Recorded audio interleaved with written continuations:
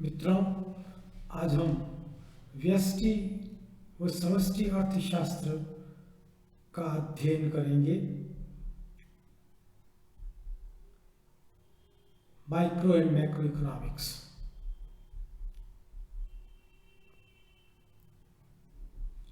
अध्ययन की इकाई के आधार पर अर्थशास्त्र को दो भागों में बांटा जा सकता है: व्यष्टि अर्थशास्त्र और समष्टि अर्थशास्त्र। Micro economics, macro economics. Micro और मैक्रो इकोनॉमिक्स में स्पेलिंग में सिर्फ दो स्थान पर फर्क है, I and A. I means individual and A means aggregate. व्यष्टि अर्थशास्त्र का अध्ययन करते हैं। इसके अंतर्गत व्यक्तिक आर्थिक इकाई या इकाइयों के विशेष समूहों की आर्थिक गतिविधियों का अध्ययन किया जाता है। इसमें समग्र का अध्ययन भी किया जाता है। यह समग्र संपूर्ण अर्थव्यवस्था से संबंधित नहीं होता है, बल्कि उसका एक भाग होता है। प्रोफेसर बोल्डिंग के अनुसार विशेष फर्मों, विशेष परिवारों, व्यक्तिगत कीमतों, मजदूरी, आय, व्यक्तिगत उद्यमों तथा विशेष वस्तुओं का अध्ययन किया जाता है। इसी प्रकार गार्डनर, एक्ले, एंडरसन, क्वांट, मॉरिस डॉब आदि अनेक अर्थशास्त्रियों ने इसकी की अर्थव्यवस्था के भाग, चाहे वह बड़ा समूह है लेकिन अर्थव्यवस्था का एक भाग है, तो उसका अध्ययन माइक्रो इकोनॉमिक्स में होगा, और संपूर्ण अर्थव्यवस्था का अध्ययन है तो वह मैक्रो इकोनॉमिक्स में किया जाता है।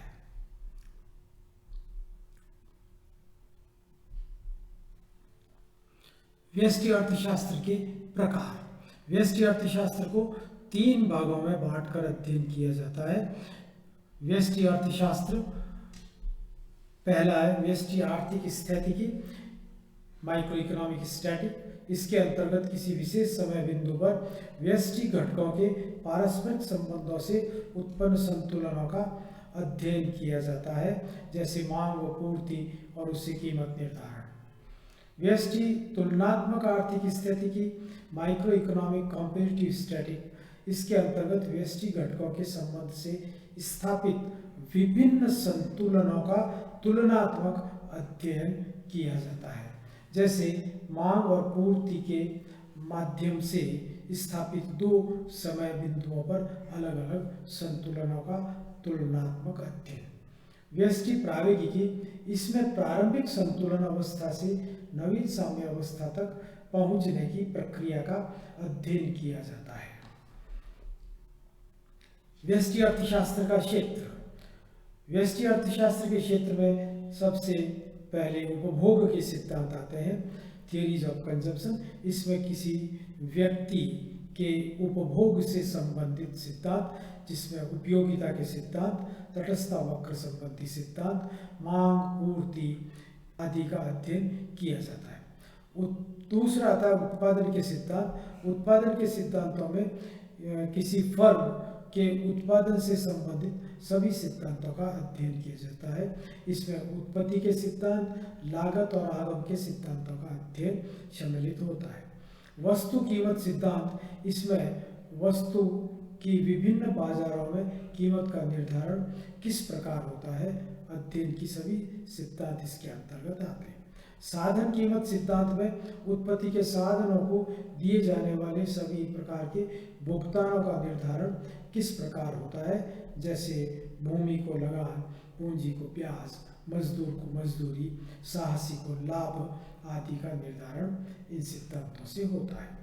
आर्थिक कल्याण के सिद्धांत, व्यक्तिगत तौर पर आर्थिक कल्याण में किस तरह वृद्धि होती है, इसके क्या कारण है, इसके क्या सिद्धांत है, इन सभी का अध्ययन व्यष्टि अर्थशास्त्र के अंतर्गत होता है।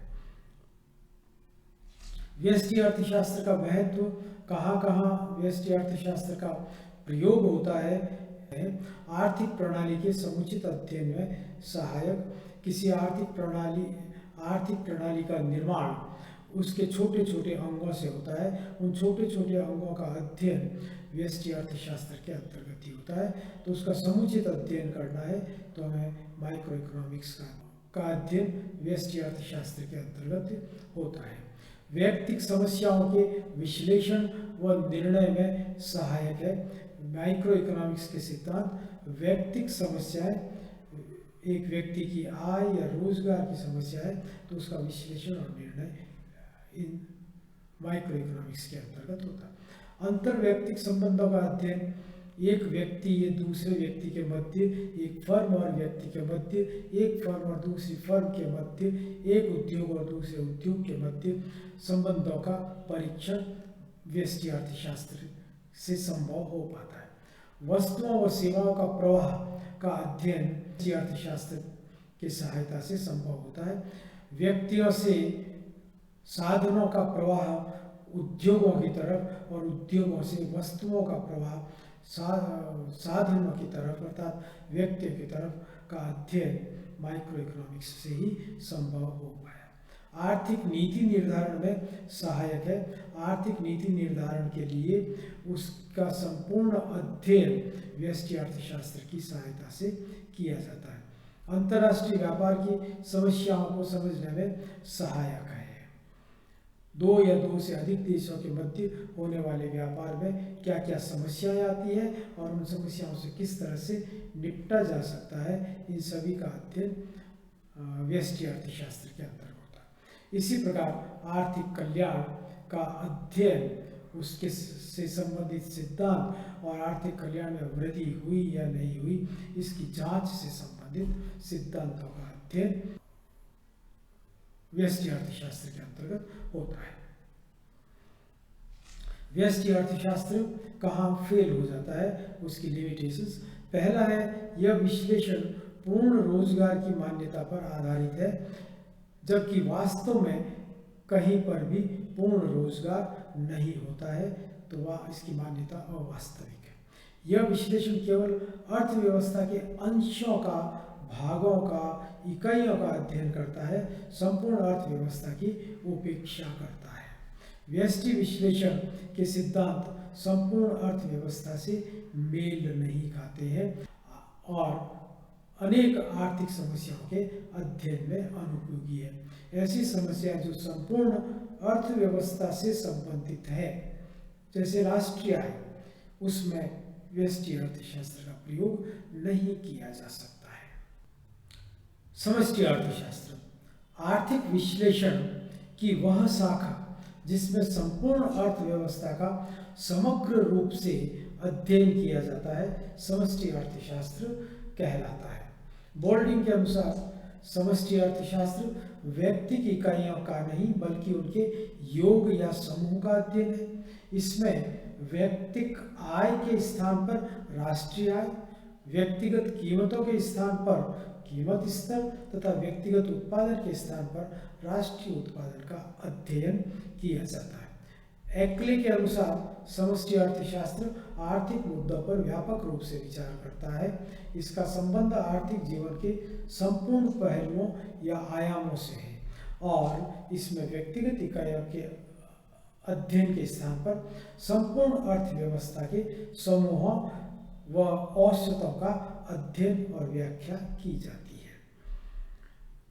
रिपीट होता है चित्र वही कि संपूर्ण अर्थव्यवस्था जो ब्लू सर्कल बड़ा वाला उसको व्यक्त करता है और इसका अध्ययन जैसे राष्ट्रीय आय, कुल बचत, कुल इन्वेस्टमेंट, है ना, total production, total consumption, general price level, इन सब का अध्ययन मैक्रो इकोनॉमिक्स में किया जाता है। समष्टि अर्थशास्त्र का क्षेत्र, समष्टि अर्थशास्त्र में आय व रोजगार के सिद्धांतों का अध्ययन होता है। सामान्य मूल्य स्तर के सिद्धांतों का अध्ययन होता है।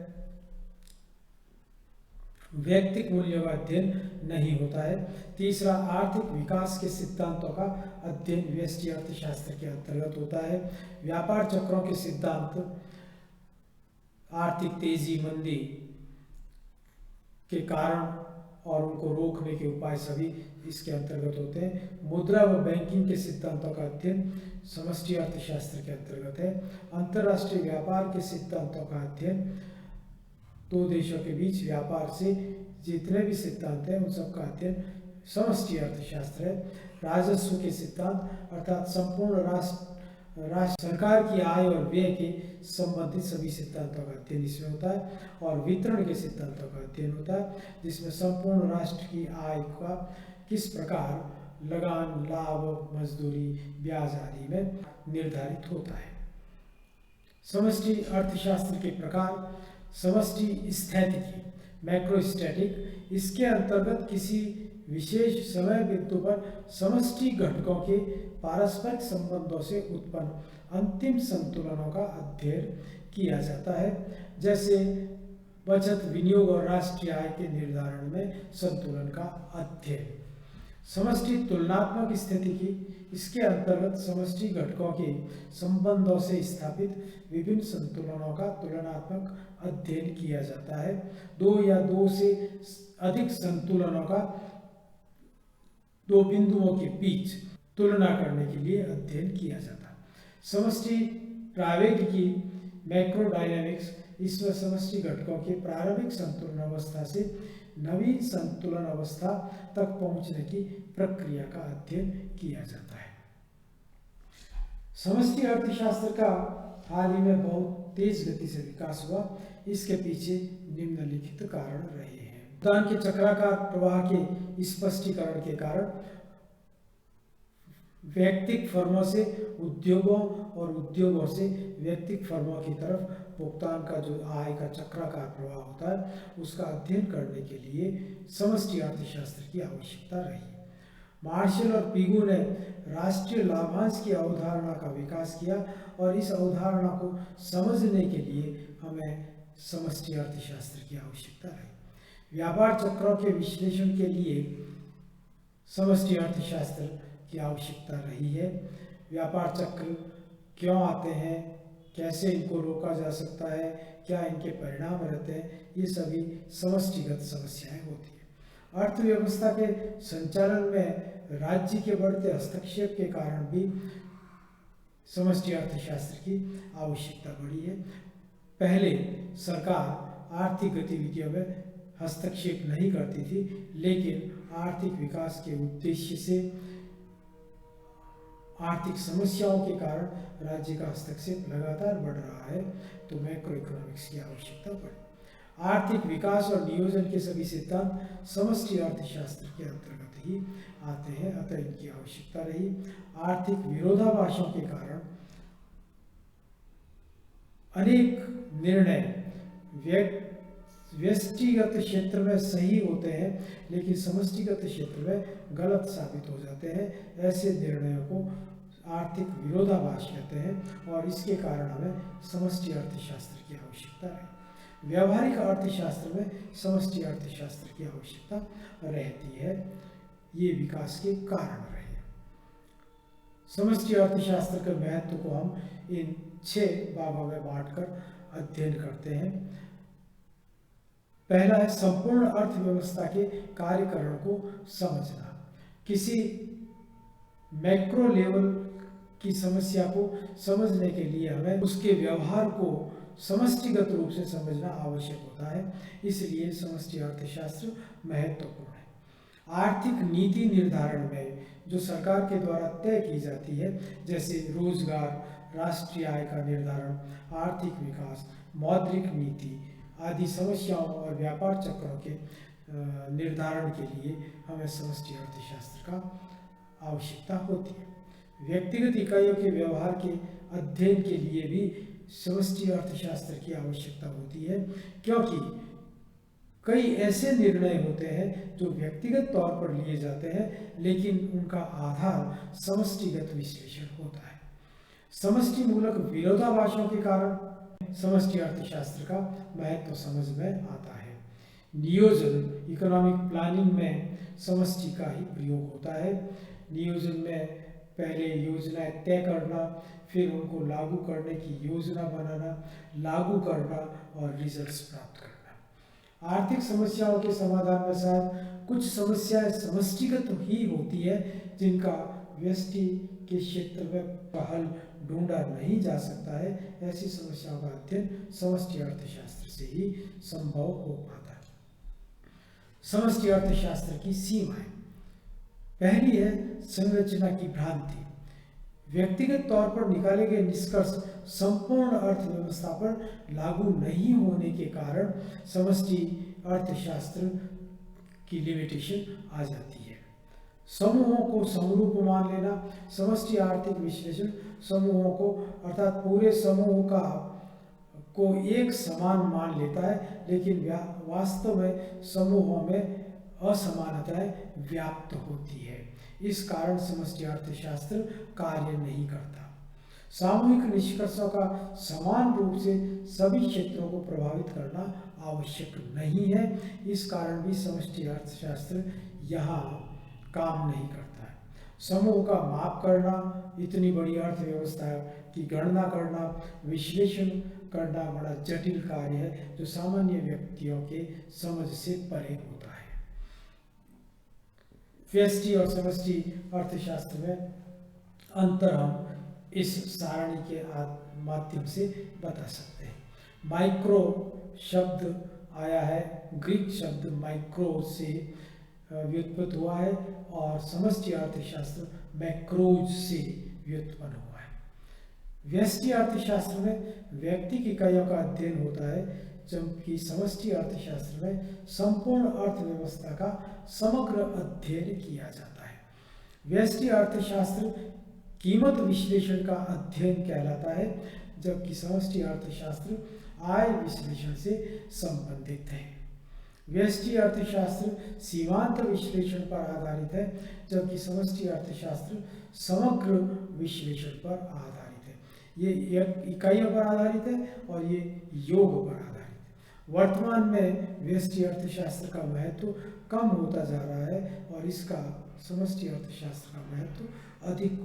अर्थशास्त्र में आंशिक पार्शियल इक्विलिब्रियम की व्याख्या होती है, जबकि समष्टि अर्थशास्त्र में सामान्य संतुलन का अध्ययन किया जाता है।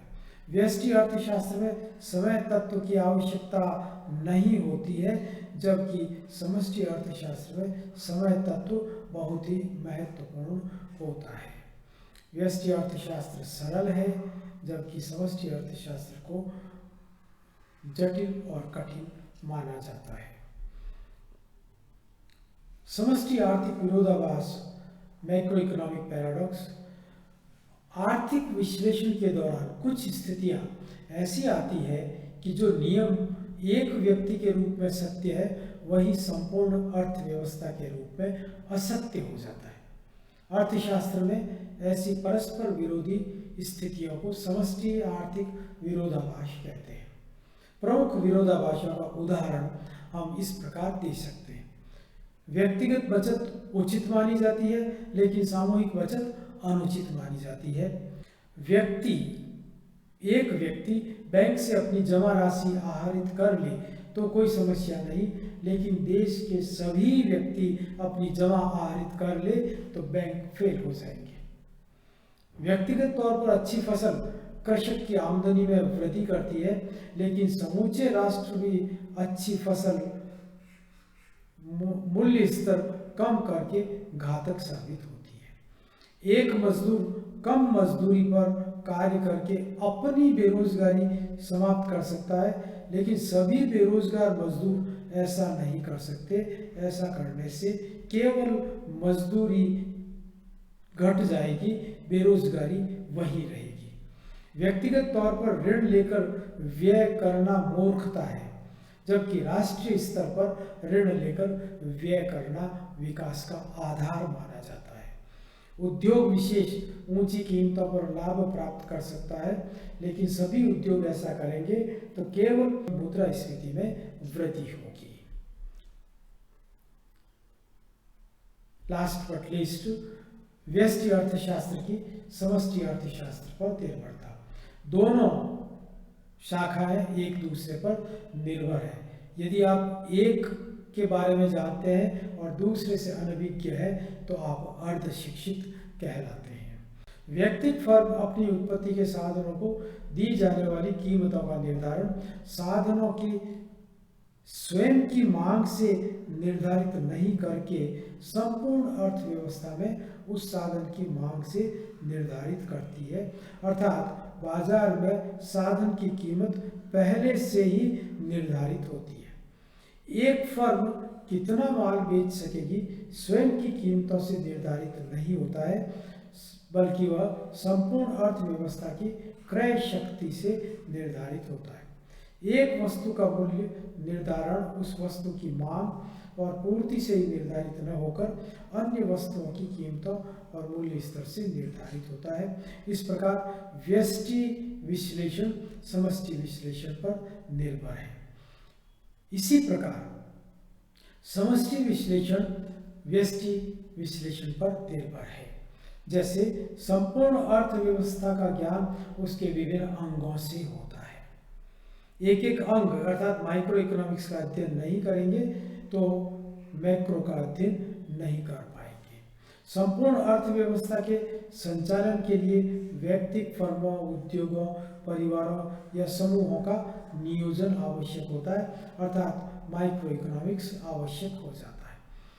आय में वृद्धि से सभी वस्तुओं की मांग बढ़ जाने पर व्यक्तिगत उद्योगों में समानुपात में वृद्धि आवश्यक नहीं है। अतः हमें अलग अलग इकाइयों का अध्ययन करना पड़ेगा। व्यष्टि अर्थशास्त्र के आधार पर ही यह निर्णय लिया जा सकता है। Thank you.